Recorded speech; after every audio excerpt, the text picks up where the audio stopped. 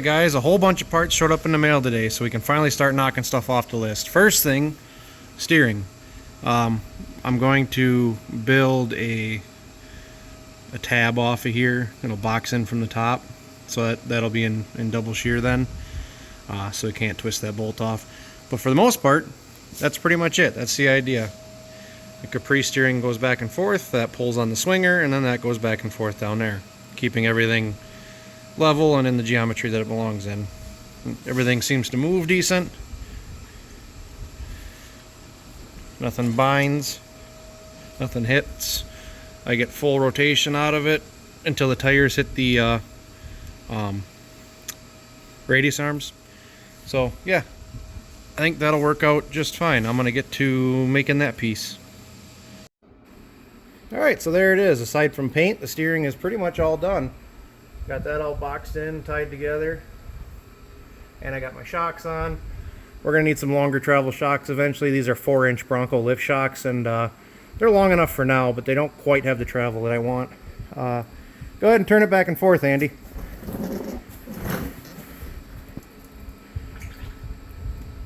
Don't mind me leaking fluid everywhere, but I think that'll work just fine. On to the next thing. Alright, so here's the next thing. I made a drive shaft. I got her shortened up. I've already showed you my process for that in other videos.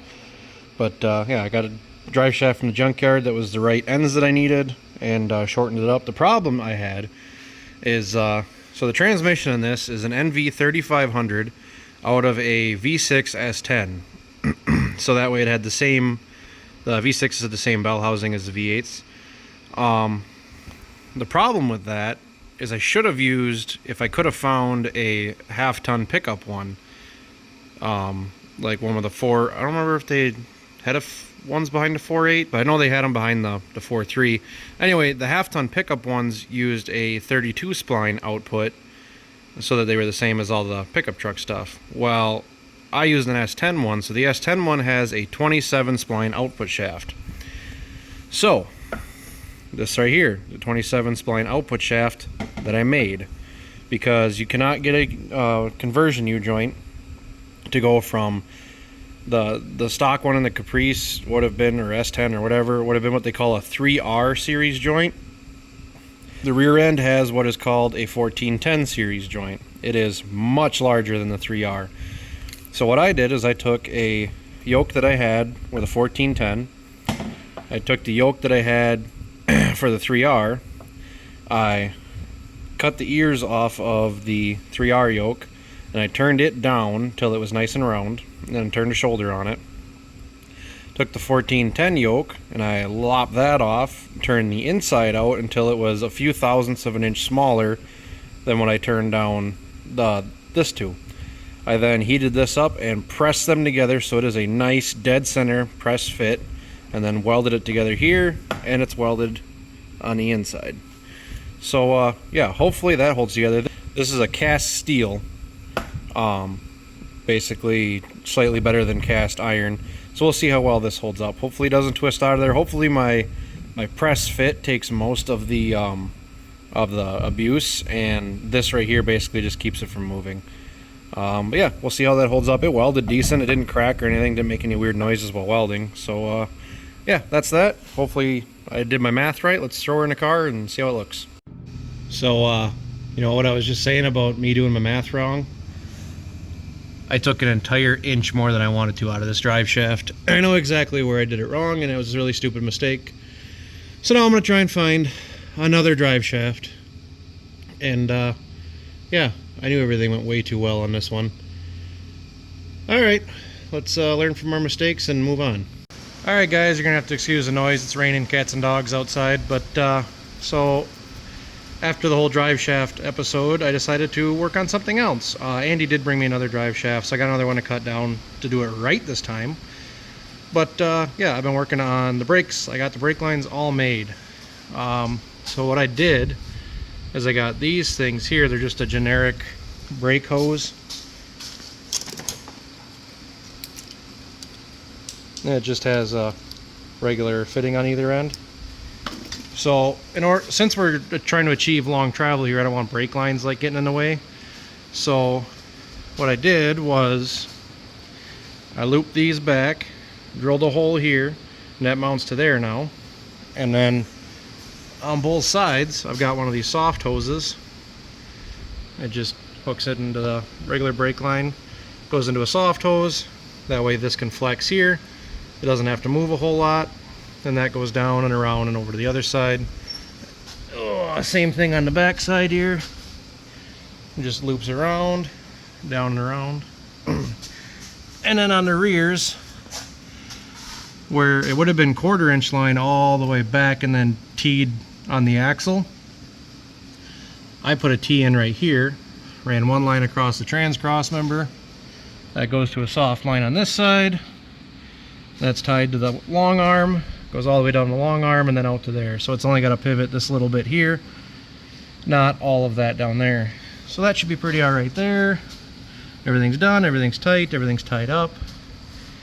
So yeah, we're gonna move on to the next thing, which is going to be fuel. All right guys, this is where we're at. I've got all the brake lines done, all the brakes are bled, all the brakes seem to be functioning. I've got the wheels bolted on for good, hopefully. I got all the hydro boost stuff hooked up. I got the radiator in, I got an electric fan cobbled in there. I think it's out of a Jeep Liberty. So that's mounted. I got radiator hoses sorted out. There's a piece of steel pipe on the inside of there. It's actually exhaust pipe on the inside of the small one to give the big one something to clamp to, because this radiator is much smaller than the one designed for this engine. I'm a little bit worried about this radiator not being sufficient, but I'm hoping with the electric fans that it can keep up. We'll just have to see. If not, I'll probably get like a 4-core aluminum or something for it, because I can tell you that we are not going to be able to make the radiator for this engine fit in this car. It is like that much wider and like that much taller. So yeah, I had some hiccups with the starter. I went to go put the starter in, it hit the cross member, so we did more notching on that. Nothing real serious there. Yeah, so fuel system's all done. I pulled the tank out, pulled the old pump out of the tank, and made it back to just a draw tube pickup style one, because the pump's up here in the motor now. Ran new fuel lines, that's all done. Basically the whole underside of the car is now done, I think. I'm sure I'm forgetting something, but I think it's done. So what is left is some electrical, which isn't much. I need to get that Ford solenoid for the glow plugs. I need to finish the plumbing for the turbo. That's literally just put the turbo head on and hook it up. That's not a big deal. Wiring for the alternator, that's pretty simple.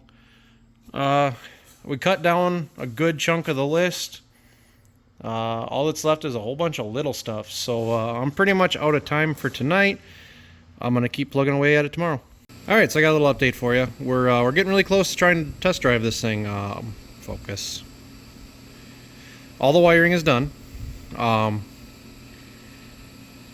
Focus. What was I gonna say? I'm losing my train of thought. I'm on like hour 14 for the day, so I'm getting a little loopy. Anyway, got most of the wiring, or all the wiring buttoned up, most of the other engine bay stuff buttoned up, but I am currently working on the throttle cable.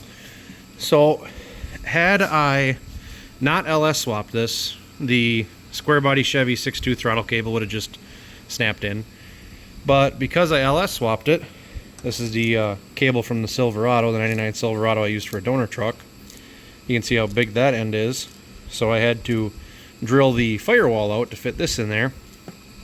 And now that I want to put a GM one, or an 80s GM one back in there, you can see how much smaller that is.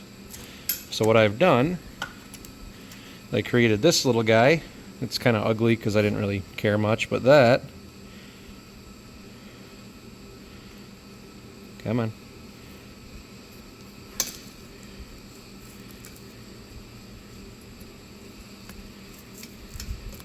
snaps on like yay. Obviously those tabs are supposed to spread out, but anyway, you get the point. Now this I can pop into the hole that is now too big, put a couple self-tappers in there, that'll put this in there. But when I inevitably get sick of the 165 horse or whatever, and want to put an LS back in it and make some actual power, I can just unscrew this, snap this guy back in, and we'll be off to the races. So yeah, let's keep going. There, easy peasy. Alright guys, moment of truth. We're going to try and fire this thing up in the car. I can't run it for too long because there's very little coolant in it. I need to get some. But I want to fire it up, make sure it goes into gear, forward, backwards, and see if the brakes work without blowing any lines or anything. It shouldn't, they're all brand new, but who knows. Yeah, I guess nothing to it but to do it. It might die because I disturbed the fuel system. I did my best to purge all the air out of it, but we'll see. You know, nothing new. Alright, see what happens.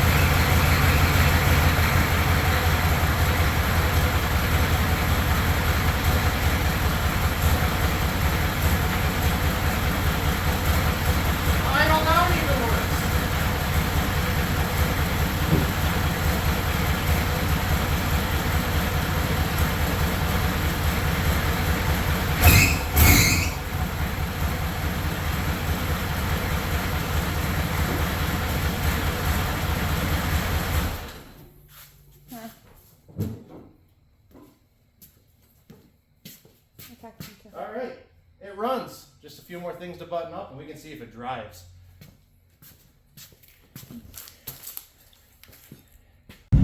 Well, boys, I took her on a test drive and this is how good it's going. We've got some fuel delivery issues I'm hoping to figure out, and I really hope the injection pump isn't pooched. So, yeah, stay tuned for updates.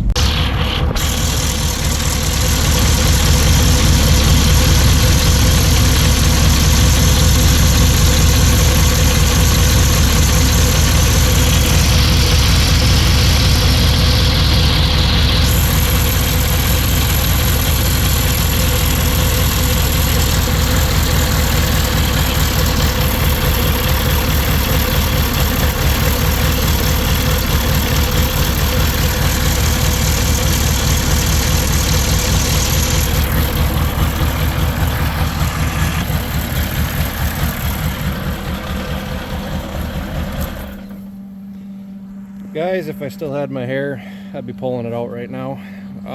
As you can see, she's dumping fuel right out of the front of the pump where it mates to the timing case cover.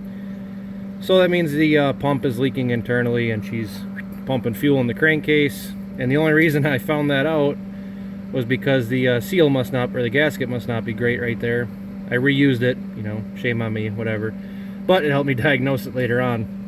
So that gasket must have a leak, and with the fuel pumping up to the front here, it's leaking out of that gasket down the valley, making a big puddle on the ground. Pulled the dipstick out. You can see the dark spot where the oil is, maybe, if it focuses. Come on. Maybe off the, there we go. You can see the dark spot down here where the oil is, but it's shiny because there's fuel all the way up to here. So yeah, my free used pump that's been underneath the bench for 25 years is no good. Surprise, surprise. So because the Gambler is next week and I don't have time or money to fix this right at the moment, we're gonna go with plan B for Bronco. And yeah, that's gonna be it for the Caprice for right now. Probably just gonna park it for right now and finish it this winter because I've got 100 other things that need to happen before there's snow on the ground. So this weekend we're gonna do a Gambler prep video just like we did last time. Andy's bringing the CRV over that they used the last couple of years. We're gonna get that thing ready because it's almost road legal, but that doesn't need a whole lot. So yeah, that's gonna be it for the Caprice for right now. If you guys like this thing, I guess let me know down in the comments if you want me to fix it sooner than later. If you jack them likes up, tell your friends to subscribe. I'm almost to the point where I can get monetized and I can get $3 a month, you know, because I've got 1,200 subscribers or whatever it is. But that's $3 a month I can put towards this thing. So tell your friends. You know, we almost built something cool here, and now it's going to be a cool lawn ornament for a little while.